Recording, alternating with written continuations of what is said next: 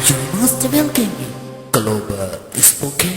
English speaking from Global Spoken English.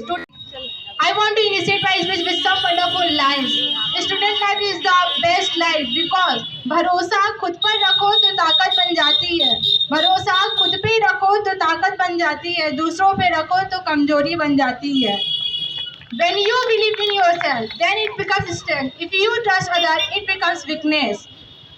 Today, our student has the opportunity to talk about students' life on a very good topic.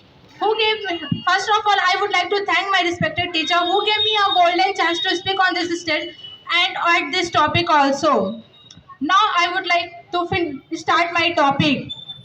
Being a student is the best gift one can have in his life because the mind of a student is the free from cares and worries. Because the mind of students free from cares worries of a global life. Who can be a student? And who can be a student? His very does not confine himself to learning from something, everything from around him. Because what we think we become, क्योंकि हम जैसा सोचते हैं वैसा ही बन जाते हैं. Students is the best life and happiness part of every student. It is the period of pure joy.